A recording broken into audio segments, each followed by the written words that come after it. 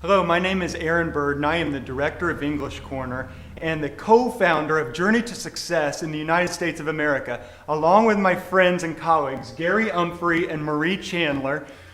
And we train international students and professionals who are internationals to go further, faster in their personal development and in their conversation skills. And they come from all over the world. It's so much fun. They come from Africa and Europe, all over the Middle East. We've got a lot of people from China and Taiwan, even down there in Australia, believe it or not. And of course, North America and South America. And they all share a similar passion. They look different.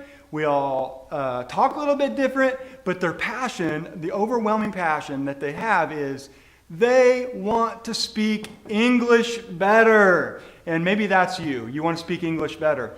So we provide all kinds of services. We teach them how to speak English. We give them top tips and best practices. We put them in conversation groups and take them on trips across the United States. But here's what we're finding. That international students and professionals who are internationals working here in the United States, they want more. They want another level of mastery. They say, Aaron, Gary, Marie, we are learning English, but we want to go faster and deeper. We want to go into a conversation group. And we just want to be smooth and have rhythm and just to be able to make friends who are Americans easier. We want to be able to give a presentation from stage. And not just to pass a grade now, but we want to be able to make money, people to hand us paychecks just because we can present well in English. And maybe that's you. And the question is, how do we do this? Well, I can tell you from personal experience is it started with my first kiss. My dad took me when I was 12 years old to this big white barn, and it was like this kids camp for arts and crafts is what they were doing. And of course, as a 12-year-old boy, what am I thinking about? Girls! And so I scanned the room for the prettiest girl that I could find. And my eyes, I found her. The cool thing was there was a seat right across from her table and nobody was sitting there. So I took one giant step in the opposite direction. I was too scared to go talk to this girl. And so my dad was sitting with me and he said, son, and he asked me this question that he normally asked me whenever I got scared. He said, listen to this is so cool. What would the grandpa version of yourself? So like Aaron, when you're like 90 years old and you're thinking about this moment, what would the grandpa version of yourself tell you to do?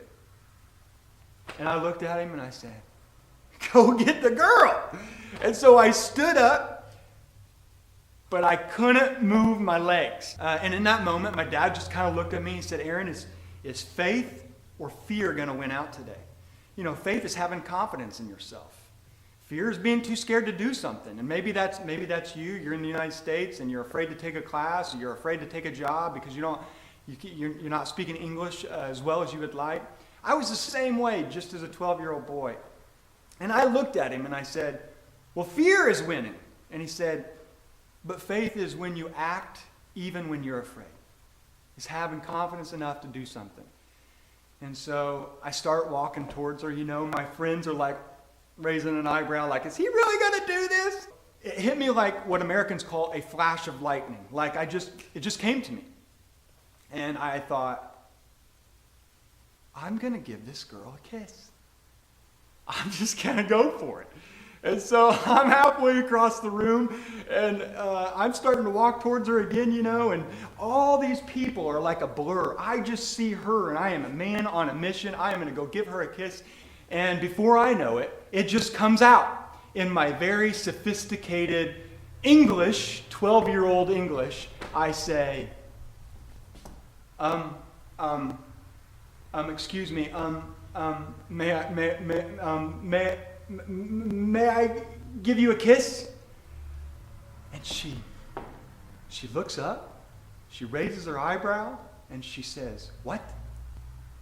And I think, oh no! She didn't hear me, or she heard me, and she's just, you know, not giving me the time of day. And all of a sudden, people at the table are looking up, and I'm thinking, oh, this is embarrassing. This is humiliating. I took a risk. Maybe you've been there. You take a risk, and now or you won't take a risk because you feel like you're going to be embarrassed. Here I am in an embarrassing moment, and before I can get up and walk away, it just comes out again. And so I say, may I give you a kiss?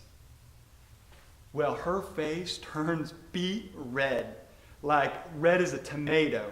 And she can't say anything. She's embarrassed, and everybody at the table is laughing. And so because she can't say anything, I'm going to decide to give her the kiss. So as her face is beet red, I lean over the table and I say, here's a Hershey's Kiss. And I drop it right on the table. Well, I thought her face had been red, but it went completely red. She was so embarrassed, she couldn't say anything. I thought I was being pretty cool and slick, but she couldn't say a thing. Everybody's laughing, and I felt like I embarrassed her. So I get up and I walk away. I go over to my friends. She doesn't even look at me. My friends see that I'm kind of heartbroken already. My dad told me a couple days later, hey, why don't you call her? So I call her. Nobody picks up. Well, days go by, a week goes by, 2 weeks go by, 3 weeks go by. And that's the first time in my life that I felt failure. I felt like, maybe you can try things, but it's not going to work out for me. It's not for me. But I'll never trade in those weeks, because that was the time where I learned things like having faith and confidence, and I grew in that moment. And I'm so excited that I had that time, because 3 weeks later she called me. The phone rings, I pick up, we start talking, A few years after that, I got down on my knee and I said, will you marry me? And I put a ring on her finger and we got married. And since then, we've traveled the world together. We've lived our dreams. We've had kids, bought a house. And the really cool thing is it came to what's called a culmination point in 2001. And my dad had what's called prostate cancer.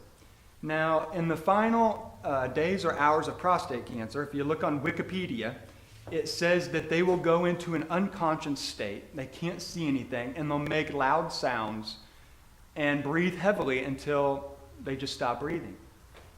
So we were visiting him in his hospital room, and he was coherent. We were talking, and he said, I'm going to shut my eyes for the night and get some sleep, and I'll see you in the morning. So Penny and I, we walk out of the room, and while we're in the hallway, we hear a yell from his room.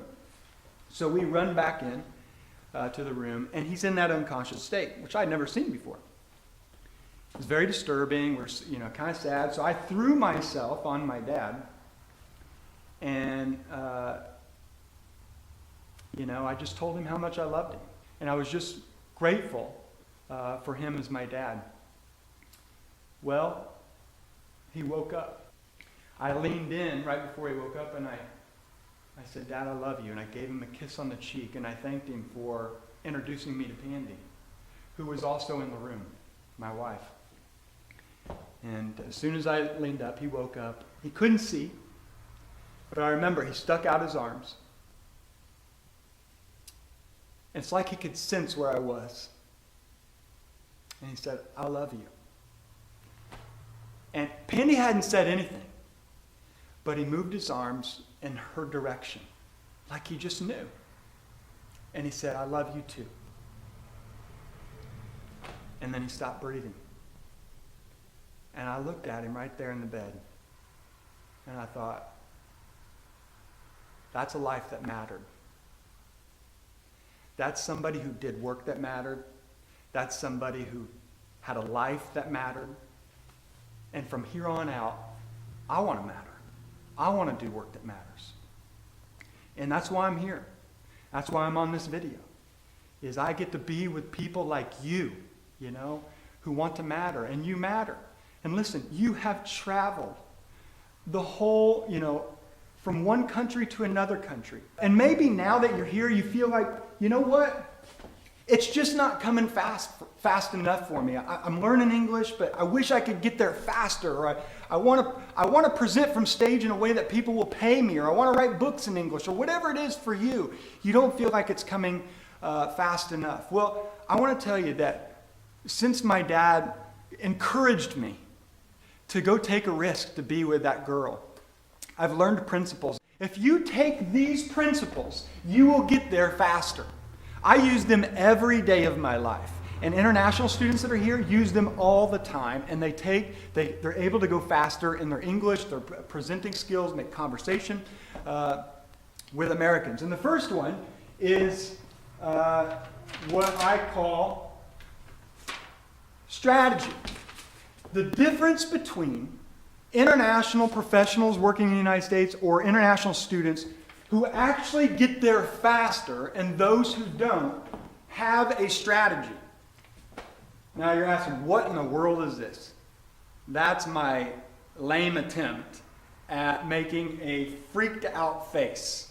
I mean, when you're learning English, sometimes you get scared, or you walk into a classroom and you don't know if you can do this. We all have what's called the amygdala. See it? It's right back there in the back of the head.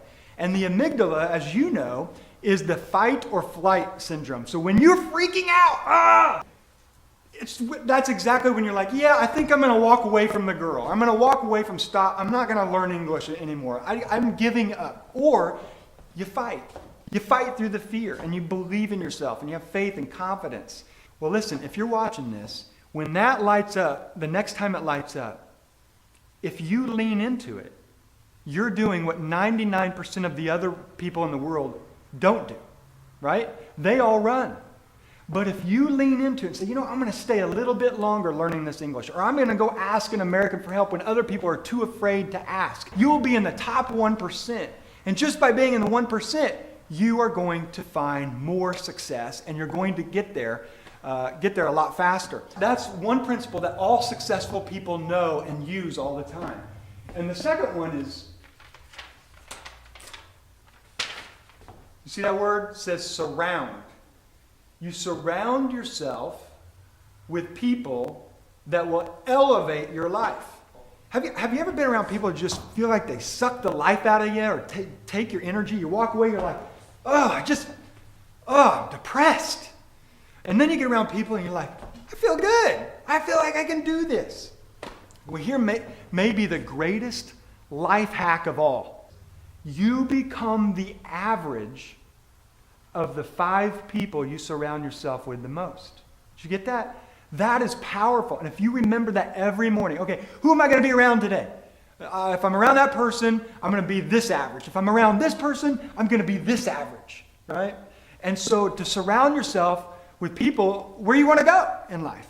And it makes all the difference in the world. Having the right strategy, surround yourself with the right people. I mean, for example, if you were able to get around a group of people who knew English well and care about you, who invest in you, who love you. And I know what you might be thinking. You're like, yeah, Aaron, I have tried, and maybe that's for somebody else. Can I just remind you of something real quick? Did you feel at a disadvantage when you were getting on that airplane to come to the United States? Or maybe you haven't come yet and you're watching this and you're thinking, I don't know if I can go to the United States. I don't know if I can do this. Like, I didn't know if I could go across that room to talk to that girl. But you got on that airplane, didn't you? And you made it to the United States. And then your amygdala lit up again, didn't it? And said, you need to run. You're scared. You can't do this. You're not good enough. You're not smart enough. They're going to find out that you're a fraud. But you're not a fraud because you went to the class. And in the class, then it lit up again and you thought, I'm not going to be able to take this test. I'm not going to be able to give this presentation. But you did. You did this. Look how far you've already come. You've already experienced some breakthroughs in your life. And you know what? Maybe for you, if you want to do this faster, it's now as another time to go through another breakthrough for your life. And our question we're always asking is, how can we speed this up for you to get you there faster? Because life is so short. And we want you to have all the fun and love and joy you can while you're on this planet. And so here's what we want to do. We want to give you another video. And so be checking your inbox here in a couple days, 3 days. We're going to send you something to teach you. Maybe we'll start with small talk or conversation skills. You know what to say, to make the big points, but you need to know how to ask them about their kids or a movie that you saw, and to have that small talk. So we want to give you top tips and best strategies, simple strategies, really, to help you get there faster. So my friend that you saw, Marie, she's going to be presenting a video to you, a short video that will give you so much value to get you there faster. In the meantime, underneath this video, down there, there is a comment section. If you would take a moment just to make a comment or two about this video, or better yet, to answer this question: what are the top 2 things you just have to know about conversational skills, or about public speaking, or about how to make money in the United States of America, or small talk to make that deal, or whatever you want to know about American success or your journey to success? We are here to help you. We are here to answer your questions if you just ask us that question.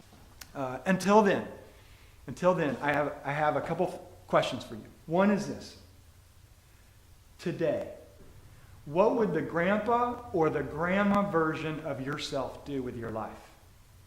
2, are you going to live with faith or fear, or faith in fear like I did? And 3, do you have this $1 million plan of how you're going to get there faster? Can you do this on your own? Do you want to surround yourself with people so that you can design, like my dad had, a life that matters, and that he did work that matters? Because here's the deal: you matter.